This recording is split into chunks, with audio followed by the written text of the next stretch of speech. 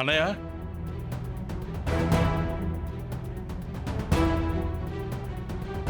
శివయ్య, శివయ్య, ఏమైంది అంత కంగారు పడుతున్నావు? అది మన రమాని పోలీసులు అరెస్ట్ చేశారంట.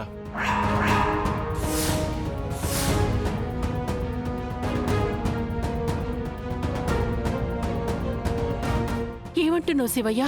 అవును దినా, ఏదో మత్తు పదార్థాలు తీసుకుందని పోలీసులు అరెస్ట్ చేశారంట.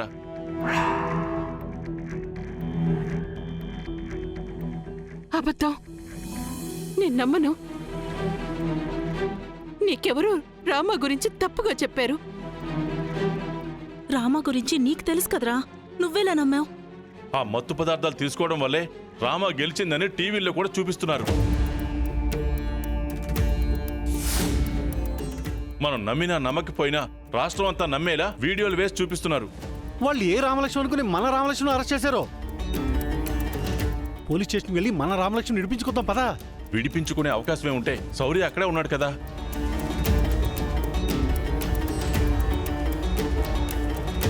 పరిస్థితులు ఎప్పుడూ చేయి దాటిపోయాయి. ఈ విషయం వెంటనే అన్నయ్యకి చెప్పాలి. బామ్మర్ది, వద్దు బామ్మర్ది, బావగారు పూజలో ఉన్నారు. పూజను మధ్యలో ఆపకూడదు బామ్మర్ది, కాసేపు వెయిట్ చేద్దాం.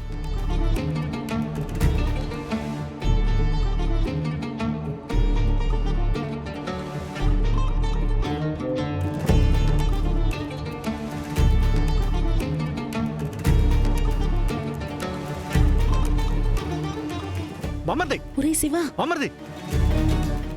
బాబాయ్, ఏంటి శివరాం, నువ్వేదో చెప్పాలని ఆగిపోయావు, ఏంటది?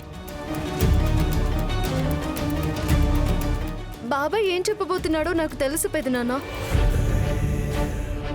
నువ్వు కూడా అక్కడే ఉన్నావా?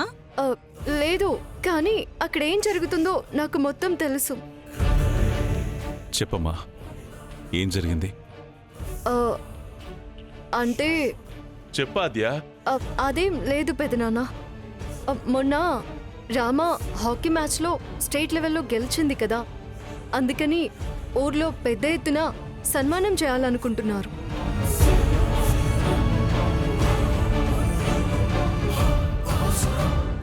ఆద్య, ఊర్లో జరుగుతుందేంటి, నువ్వు చెప్తుందేంటి?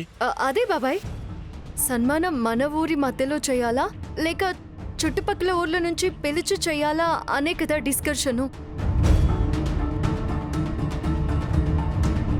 వీడు చెప్తున్న దానికి నువ్వు చెప్తున్న దానికి ఏమైనా సంబంధం ఉందే? మరి నువ్వు చెప్పాలనుకుంటున్నది ఏంటి శివరాం? అదే అన్నయ్య, మన రామాని సన్మానించే రోజున నువ్వు స్టేజ్ మీద ఉండాలంటున్నారు. ఊరు వాళ్ళకి నీ పరిస్థితి తెలియదు కదా.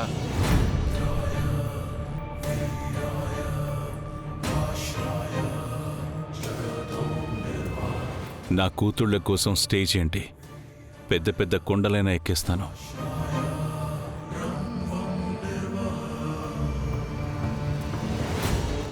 మన రామలక్ష్మ అంటే మన ఊరి వాళ్ళకి ఎంత అభిమానమో చూడండి పెదనాన్న. అందరూ వాళ్ల బిడ్డలాగే చూసుకుంటున్నారు. వాళ్ల ఇంట్లో ఆడపిల్ల గెలిచినట్టే అనుకుంటున్నారు. నా మీద, నా వాళ్ల మీద వాళ్లకున్న అభిమానం అలాంటిది. నా జీవితంలో నేను ఏదైనా సాధించానంటే ఈ ఊరి జనాల ప్రేమాభిమానాలే.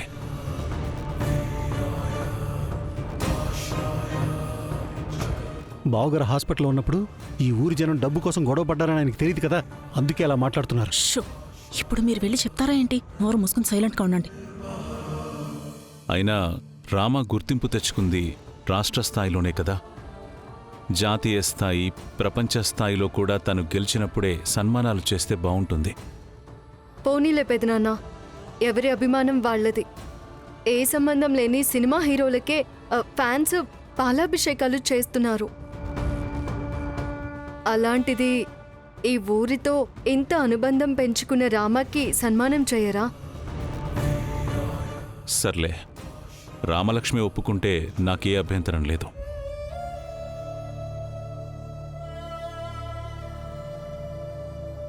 మీరు స్వతంత్రంగా ఎదుగుతున్నారు, నాకది చాలు.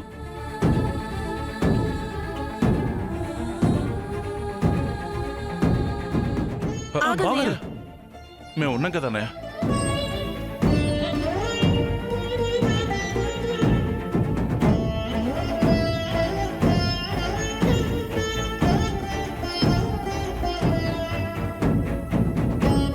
జానకికి ఇంకా ఈ విషయం తెలియదనుకుంటా. చెప్పండి, ఉమ్, సంతోషపడుతుంది. అలాగే బావగారు.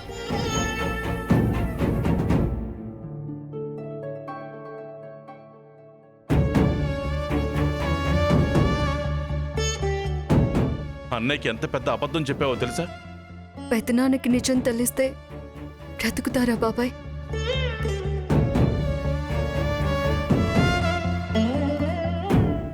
చేదు నిజం చెప్పి బాధ పెట్టడం కంటే ఇప్పుడు ఆయనున్న పరిస్థితుల్లో తెలియని అబద్ధం చెప్పడమే కరెక్ట్ అనిపించింది.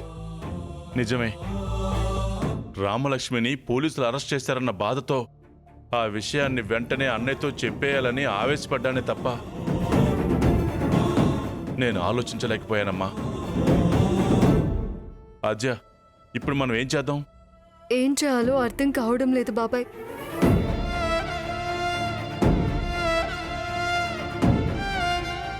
ఎవరో కావాలనే రామాని ఈ కేసులో ఇరికించారు. తనకే పాపము తెలీదు. ఏం చేసైనా సరే రామలక్ష్మిని నిర్దోషిగా బయటికి తీసుకురావాలి. మరి ఇప్పుడు ఎలా అమ్మా? అచ్చా, రామ ఇప్పుడెక్కడుంది? పోలీస్ స్టేషన్లో ఉంది పెద్దమ్మ. నా బిడ్డని నేను వెంటనే చూడాలి. నేను తీసుకెళ్తాను పెద్దమ్మ, రండి. నువ్వు ఆగాజ్యా. చెల్లెమ్మ నేను తీసుకెళ్తాను. పద చెల్లెమ్మ, పద. జాగ్రత్త బావా.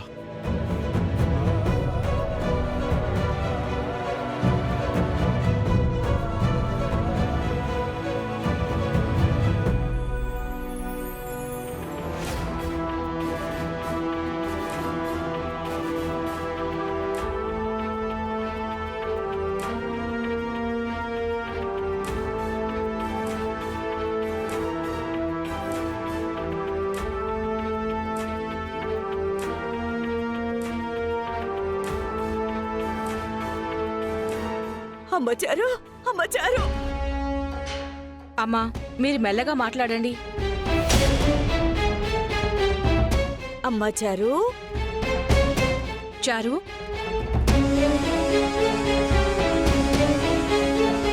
నెమ్మదిగా కళ్ళు తెరవమ్మా.